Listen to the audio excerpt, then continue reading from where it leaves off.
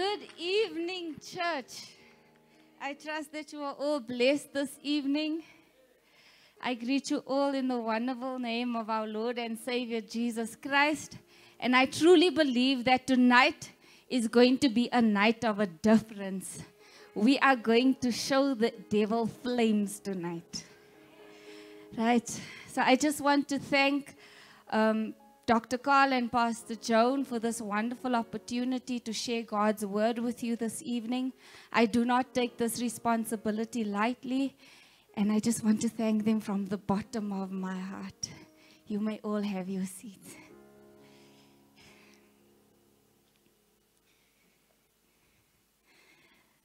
This evening, my sermon is titled, God's Enlightened Rise in Faith. And my scripture reading is taken from Luke 8, verse 41 to 55 in the NIV translation. And it reads as follows. Then a man named Jairus, a synagogue leader, came and fell at Jesus' feet, pleading with him to come to his house because his only daughter, a girl of about 12, was dying.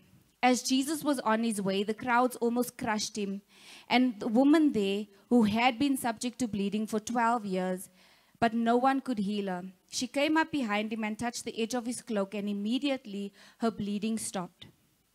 Who touched me? Jesus asked. When all denied it, Peter said, Master, the people are crowding and pressing against you. But Jesus said, someone touched me.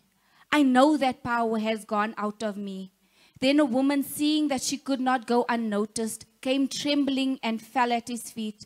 In the presence of all the people, she told why she had touched him and how she had been instantly healed. Then he said to her, Daughter, your faith has healed you.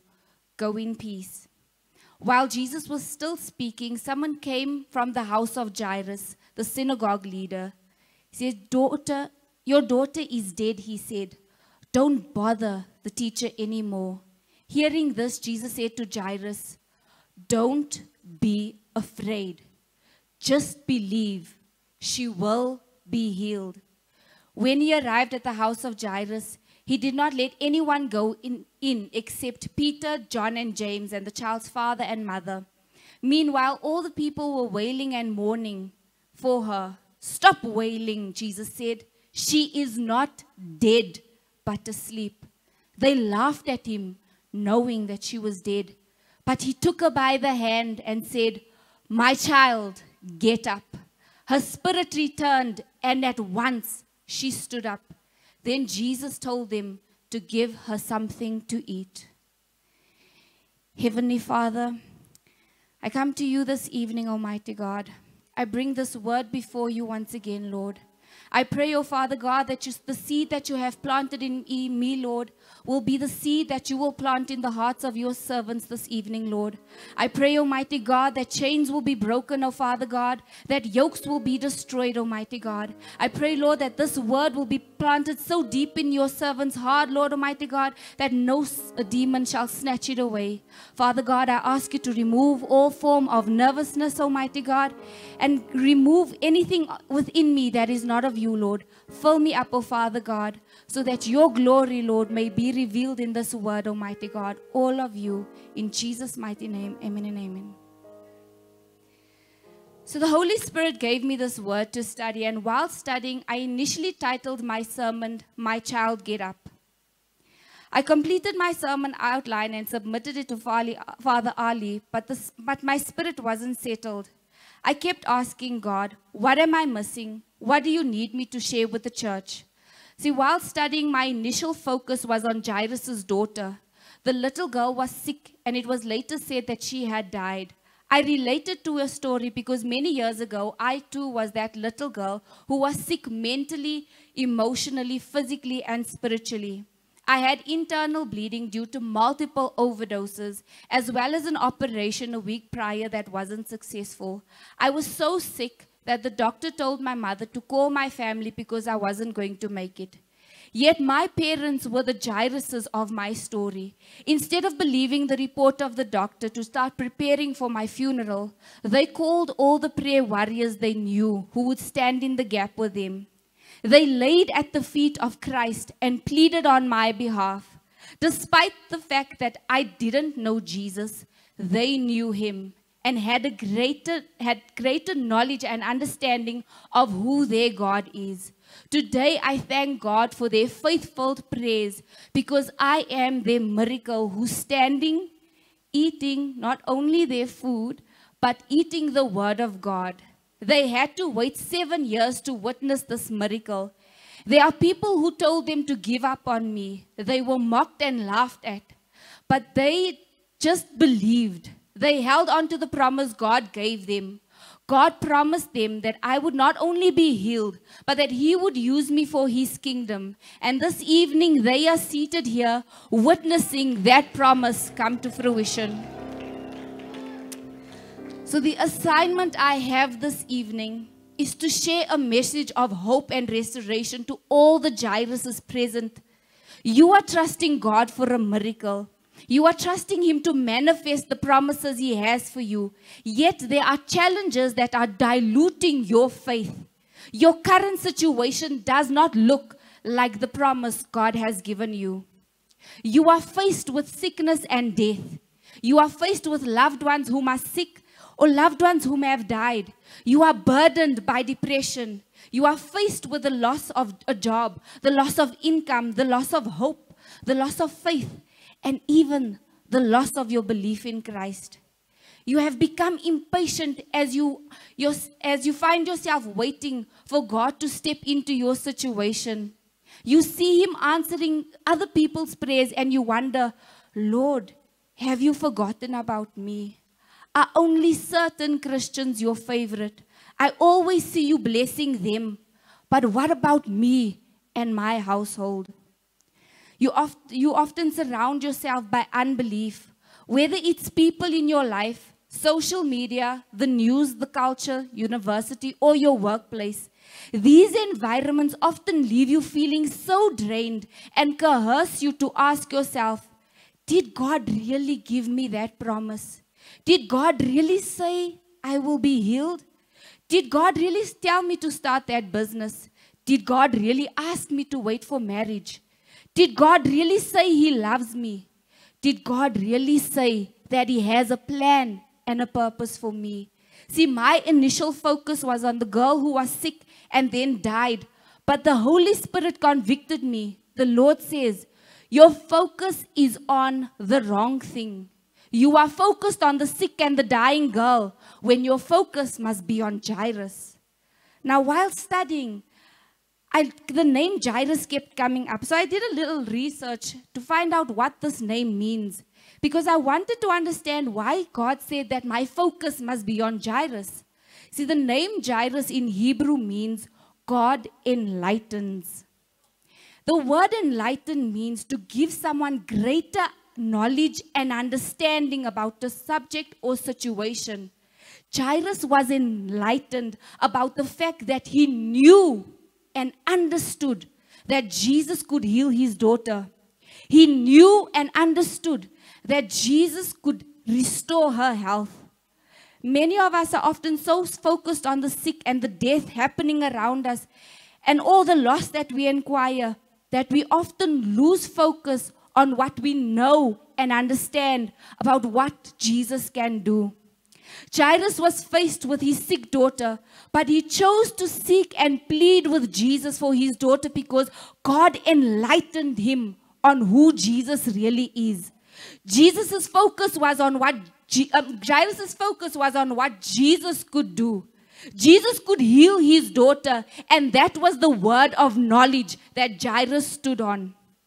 What knowledge are you standing on this evening? The knowledge represented by the world or the knowledge represented by the word? When Jairus went out to plead for his daughter, there was a great crowd that surrounded Jesus. The Bible says that the crowd nearly crushed him. I could only imagine how difficult it was for Jesus to move through the crowd to get to Jairus' home. It must have felt to Jairus that Jesus was taking so long to get to him, despite the crowd pushing towards Jesus just to get a touch from him. There are many times when we feel like God is taking too long to get to our homes. We wonder if God even knows the addresses of our homes. We wonder if God can heal our sons and daughters from drug addiction. We wonder if God can fill our cupboards with bread. Yes, we have faith, but often our impatience dilutes our faith. Then there was also a woman with the issue of blood. She reached out to Jesus in great faith and was healed. I could imagine how Jairus must have felt. He had an urgency in his heart for his daughter to be healed, but he sees Jesus healing someone else, yet he pleaded with Jesus first. How many times do we see others receive their healing, their breakthrough, their job promotion, their godly marriage, their new baby, their miracle, and we wonder if God has forgotten us. We wonder if God has even heard our prayers. Those questions often birth doubt in our heart that starts to dilute the faith we had in the beginning when we first pleaded with Jesus. Now, Jairus was still surrounded by people that went by what they saw.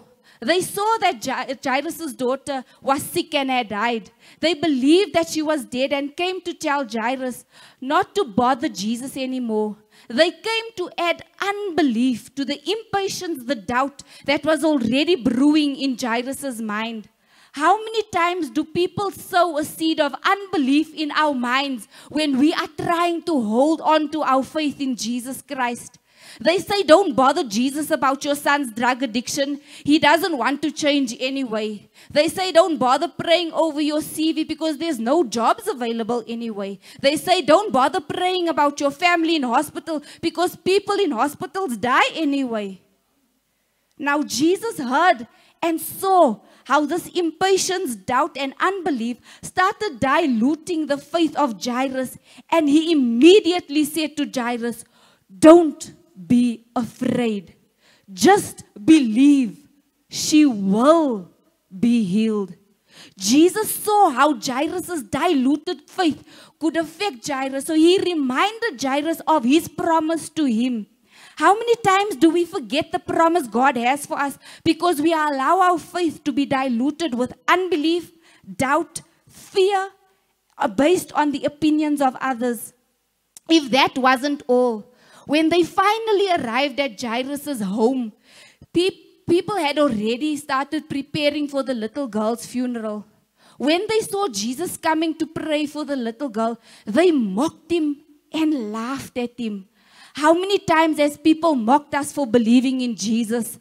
How many times has it felt as if the enemy laughs at us for trusting Jesus? How many times do we get laughed at when we say Jesus will heal us or Jesus will deliver us? During this COVID season, people say, where is your God? People have died, yet you still call on your God. But despite the mocking and the laughing, Jesus still performed a miracle.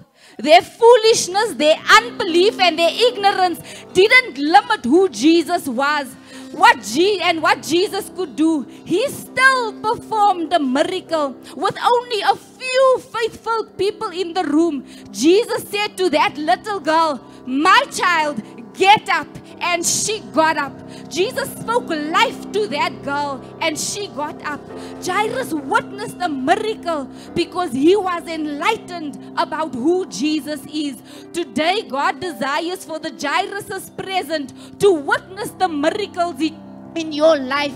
So you might ask, how can God's enlightened witness miracles? By number one, seek God with all your heart. Jesus went out to the crowd to go and seek. Jairus went out to the crowd to go and seek Jesus. He didn't sit back and wait for his daughter to die, and he didn't try to fix things himself. He had knowledge and understanding of who Jesus is. He went out to seek Jesus because he knew that when he found Jesus, Jesus would be able to heal his daughter. There are many times when we look at the scripture, Matthew 6 verse 33, we look at it with a materialistic eye, and we believe that when we seek the kingdom of God, that he will only add riches to us, whether it's a car or a new house or a new job. Yes, God can do that, but God wants to do so much more in your life when you seek him. God wants to add good health, joy, peace, wisdom, strength, salvation, understanding, redemption, justification, restoration, deliverance, unfailing love, and so much more. Jairus knew that when he saw Jesus, Jesus would be the only one that would heal his daughter. God desires for us to seek him first. Whenever we face challenges of any kind, let us go to our Father in heaven. Let us lay at his feet and present our petitions before him. Let us go to him in prayer, in true worship, by meditating on his word day and night. So you might ask, how can God's enlightened witness miracles? Stay near to Jesus while waiting. Jairus had faith, and he knew that Jesus could heal his daughter, but Jesus didn't answer him immediately. See, Jesus was in a crowd that almost crushed him. He was touched by the woman with the issue of blood. He stopped to speak to her as she received the healing. Now, instead of sulking that Jesus made Jairus wait for his miracle, Jairus still remained in Jesus' presence. He didn't leave Jesus aside. He remained with him. God is asking that even while we are waiting, do not turn away from him. Instead, remain close to God in your waiting season. And to add on to this, while Jairus was waiting for Jesus, he saw how Jesus healed that woman. Now, instead of growing jealous and questioning God about when his turn will come, witnessing the miracle of that woman meant that if Jesus could do it for her, surely he can do it for me too. Today, I'd like to encourage the parents out here whose children are on drugs, whose children do not believe that there is a God, whose children are trapped in darkness. If God could heal me, if God could restore me, if God could transform me and deliver me from darkness, believe with all your heart that he is going to do it for you and your children too. Don't ask and question him and say, why not me? Instead, say, thank you, Lord. You are a miracle working God, and I am next to receive my miracle. So you might ask, how can God's enlightened witness miracles? Number 3, don't be afraid. Just believe. The moment Jairus heard that his daughter had died, it was as if he was about to lose faith completely. Jesus saw this, and he immediately told him not to be afraid or not to lose heart. He instructed him just to believe, as he reminded Jairus of his promises. Jesus promised that his daughter will be healed, and he needed Jairus to hold on to that promise. I don't know what God has promised you. You might find yourself in a place where people have influenced you to lose hope. Your current situation might not look like God's promises for you. You might be hoping for a new job, and the news says that the unemployment rate has increased. You might be trusting God for the healing of your loved one, but the doctor says there's no hope. You might be trusting God for the salvation of a loved one, but they say, don't bother Jesus. I never believed in him anyway. Well, I came to remind you this evening, don't be afraid. Don't lose heart based on your current situation. Just believe. Believe in the promises of God, because his promise still stands. Jesus is a promise keeper, and he's not about to change now. So you might ask, how can God's enlightened witness miracles? Number 4, be in the room of believers. Jesus only allowed Jairus, his wife, Peter, John and James with him as he restored that little girl back to life. Jesus called them into the room because he knew that they were filled with faith. There were only 2 rooms. There was no in between. There was the room filled with unbelievers who mocked and laughed at Jesus, and there was a room filled with believers who believed in Jesus. What room are you standing in? These believers were the ones who witnessed a resurrecting miracle. The Bible says she was the second girl that God had resurrected.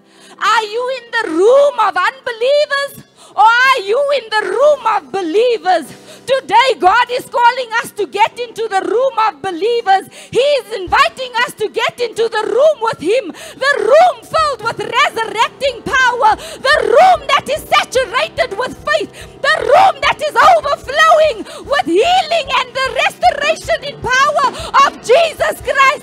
God is calling us not to be lukewarm Christians anymore. He's calling you to get into the other side. Enough is enough, Christians. Enough is enough. It is time to get hot for Jesus. It is time to stand up for Jesus. It is time to be unashamed of the gospel. God is calling you to get back into the room. He is calling you to get back into His presence. He is calling you for a time such as this. Jairus, get into the room, for God's enlightened will rise in faith. Amen.